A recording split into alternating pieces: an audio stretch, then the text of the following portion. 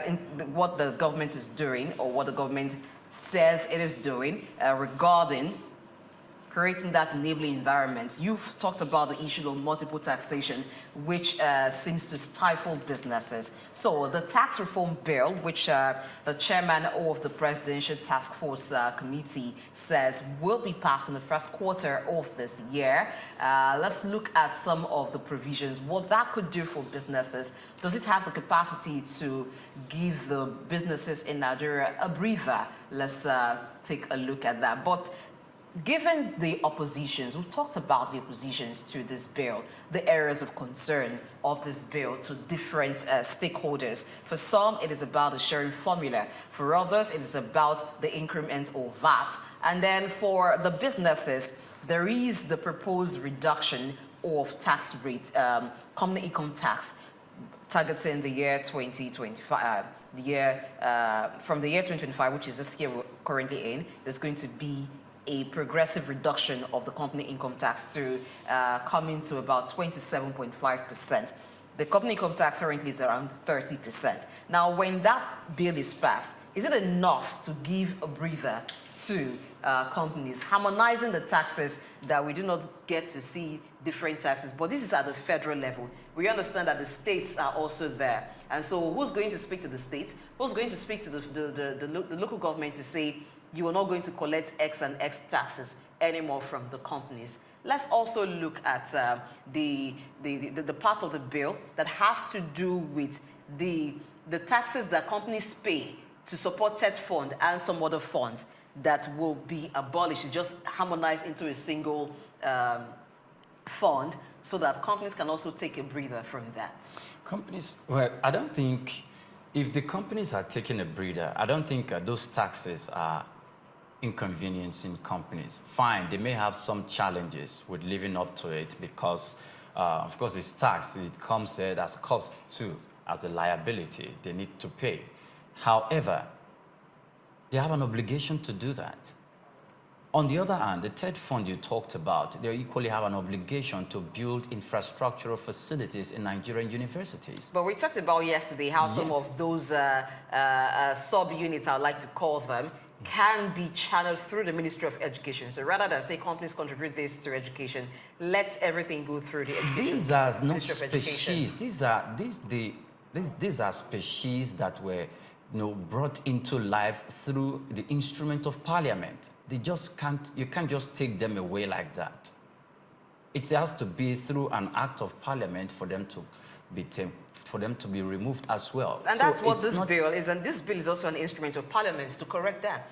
The bill itself is talking about the company income tax, that the progressive increase of the value-added tax from 7.5% to 10% in 2025, and from 2025 to 2030 for it to progress to 15%, we'll see the gradual reduction of the company income tax until it goes into extinction. So when it goes into extinction, who funds TED fund? There's a part that addresses the issue of TED fund, apart from the company income tax, because there are different provisions of the tax bill. Okay, so what part addresses TED fund, and where is TED fund, or those? It proposes scrapping of those funds that they pay. Yeah, but look at it this way, Blessing. There's a whole lot of things that gets as input into production. And when you are looking at what we're going to get, for example, you're only looking at one leg of what we know in elementary economics as factors of production. The most critical factor of production, we are told, is land. Land is critical. Now look at rent, for example. How much land is sold? And you are investing in an office space. What's the price of a square kilometer in the place where you are going to do business? So it's possible, for example, I say, okay, I have 500,000 I want to give to my younger brother or my niece or nephew to say, okay, take this one and set yourself up. That money is not enough to rent an office space in itself. That's one factor. Now, you also talk about labor. Labor cost is also high. With government pegging that minimum wage should be at 70,000 naira per month, and you are looking at small business paying 70,000 in 3 places, and it cannot make a profit of 20 naira. And then at the end of the year, you have to pay for rent for the space where you are doing that business. Then, of course, you're also talking about the cost of capital. Getting into the bank, whether it's in the microfinance, where they are charging between 5% to 3% monthly, depending on where you are taking, or the almighty commercial banks that are doing almost close to 34% per annum. So when you factor that into production, that ultimately will determine what price.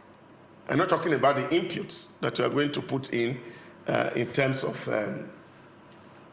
raw materials and other things, packaging, everything come into it.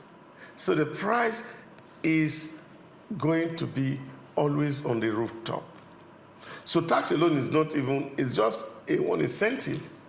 And that's what I'm talking about when you're looking at ecosystem where businesses can prosper. And there is so much that nations could do. Even at individual micro level, we talk about being our own government because we provide our security, we provide our water, we provide our power, and almost everything. And it is quite very expensive to do this on a daily basis. And you find that this is the environment that we're saying that government should really invest in beyond the taxes. That is what government takes from profit. There are a lot of businesses that are not making profits. You can just look at the 157 companies listed in Nigeria Stock Exchange. How many of them are doing well? That can give you an indication of how the environment is. And that's why I'm not just really zeroing on the taxes to say that government must allow businesses to determine, using the instrumentality of the market forces, to determine what prices are chargeable for certain services, especially when these companies are not government-owned. But if government does that, will that not take us to a capitalist economy? That is what we are. That is the only call. We're not fully a capitalist economy because government the only model of economy that is surviving today in the world, we have two camps: communism on the one hand, and then capitalism on the other hand. What has happened? Communism is dead, and that is because it is not sustainable in the longer run. What you're seeing is the fact that a lot of companies are plagued by indebtedness. So what happened is that we keep floating right issues, IPOs here and there, and this is to mop up money from the common man on the street to ensure that operation is going. Okay, Doctor, there's this point. We know the tendencies of some businesses or some business operators here in Nigeria. Wouldn't that be like moving from pan to fire? No, okay, see, some of the instances that Doc is giving, we need to even critically scrutinize them. He was talking about how companies were moving out from China, from Japan, from Singapore, and one of the reasons why they moved is because the cheap labor they met on ground, turned around. The standard of living went to the rooftop. That means the way and the standard of living, the way people live, they started earning more. They started demanding more from the companies where they work, and they felt the salaries or what they paid to these workers seemed to be going to the rooftop. and it's hindering or it's shrinking our profit. So we need to move to another climb where we can find cheap labor. Then they move to that climb, they find cheap labor, they explore it for a specific period of time. The same scenario will repeat itself, then they need to relocate again. You see, companies will keep on doing that. And in Nigeria, they are going to continue doing that. I was talking about the movement of the capitalists from nation to nation to explore the potential of making money and profits over there, and they relocate from that climb to another climb whenever they've realized their profits and they see that their profits are beginning to shrink because the living standard of the people begin to improve. They move to another country also. So on one way, in one hand, when the living standard of the people begins to go up, the profit of the capitalist begins to shrink. It begins to look for new avenues to make profit. And when you go to an environment, you want to set up a business. We know the kind of companies that will come to Lekki or the Lagos Island looking for land to set up an office space, and we know the kind of companies that will go to Mowe Bafo, want to set up an office space, and we know the kind of people, even though they have 5 million naira for their capital, would not want to get an office space, but will work from home, and they run a profitable and productive business. So I think businesses have different faces. The regulatory authority of the government is to protect the consumer, and if we leave the consumer unprotected, it won't augur well for businesses. The government also have a responsibility to do that. And let me tell you something. The rise in energy, the rise in transportation, the removal of fuel subsidy, they all, packed up to become one of the reasons why the telecommunications organizations are going through the difficult time, and the government felt they need to save them, and they make an increase for 50%. Let us not forget that this also have the same impact on the purchasing power and on the consumers, the average man on the street. So the removal of fuel subsidy, the increment of fuel, the salaries, what's the minimum wage from about 30,000 naira to 70,000 naira, is completely nullified and cancelled, removed from the face. It doesn't have any effect on the purchasing power of the consumer anymore. So whilst we're looking to create an ecosystem for businesses to thrive, to create an enabling environment for them to thrive, let us also know that we cannot make Nigerians to work for the wind. Yeah, but it's good that we put all of this thing on the front burner. And I think one nation that we cannot ignore on the planet of Earth is the United Arab Emirates, where personal income tax is 0, corporate tax was 0, and yet the nations are building skyscrapers, and the Emiratis are living the best of life, more than anybody you can think in the world. There's a model that brought that about, and I don't think it's the thing that we're talking about here. How many people do we have in the United Arab Emirates? Look up their population. Just 10 million people. No, just 10 million people. Just 10 million people. Okay, but no. If Doc rightly said that we cannot completely start to give analysis based on one leg of the issue. We have to consider every other aspect of the issue. If you remove population out from it, you have defeated. If you have defeated almost half of the problem. You're going along the line that because they have fewer population than Nigeria, that's why they not only that. There are other issues that impact their. No. There are other things that impact their fiscal governance. 3 million population, and all 3 million are in poverty. So you understand this thing. So what works for 10 million, we work for 1 billion people. We work for 1.3 billion people. You see, we must understand it won't work. The reason why it won't work, let us even consider the system of government of the United Arab Emirates that makes a unilateral decision.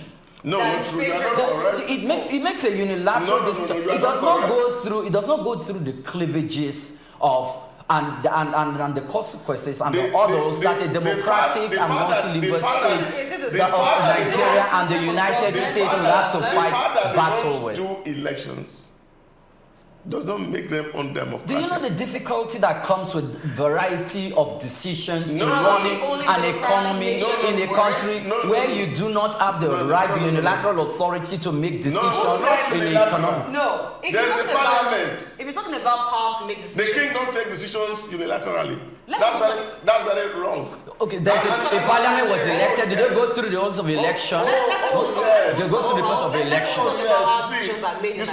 You see, there's a ruling system. Nobody says democracy is the best system in the world. As a matter of fact, according to Plato, that was the worst form of system that any nation could have even adopted, because it was actually going for a polity where people can actually have their mind on their head and they are thinking. That the majoritarian ethic, which of course people think about democracy today, which is of course the same majority have their ways, while minority may have their say. So individuals don't have a say. So what that means is that in which countries of the world are you really having say? What say do you have in the governance of Nigeria? You as Krumale, yes, I go and cast my vote. And after that, what happened? No, it's not after that. The fact that I have the right to vote a leader, the fact that every other person has a right to vote a leader, considering both government, economic decisions that will be made in parliament, right from the local government to the central government. So that's right. Okay, so is it the same right that is taking place in the United States? Is it the same right that is taking place in the United States? Is it the same right that is taking place in the United States? Is it the same right that is taking place in the United Kingdom? I want to take you to the United Kingdom, and I want to take you to the US, where there are rights people to vote and people are hungry. And you need to listen yesterday to the address of Donald Trump. I did. You did? Yes.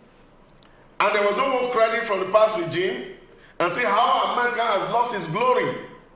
I have consistently said it here on this studio. You may like it, you may not like it. You can absorb it, you can throw it away. You see, the day government become Father Christmas, that day the people are on their journey to poverty. That's what's happening in the US, that's what's happening in the UK, that's what's happening in Nigeria. It's the government Father Christmas. Wait. It's the government Father Christmas in the UK. As the government Father Christmas in UK, with the exorbitant taxes that they impose. Where? See, this is it. Government want to intervene in every sector. Government want to protect, quote unquote, the poor, and therefore stifle businesses from producing. What do you find? That there's a whole lot of things that are shipping into the US that are not produced in their own state. Their factories are shutting down. Their automobile is dead. And that is why you are seeing that the kind of face that Donald Trump is bringing and saying, look, we cannot live this way. We have to create a future for our children. And that's happening in the UK as we speak. So what I'm saying to you, in essence, is the fact that if nations have to survive, we have to follow the path of growth. And what is that path of growth? The path of growth is giving opportunity for individual competitiveness so that we don't fund and encourage laziness. There is no government in the world that is funding laziness. Oh, yes, they are. Nigeria is not funding laziness. As a matter of fact, no. As a matter of fact, in this your country today, the plan has been concluded. Yes, it's my country. Yes, it's not funding laziness. Yes, the plan Nigeria is never funding laziness. The plan has been concluded to transfer 70,000 to 70 million people in this fiscal year.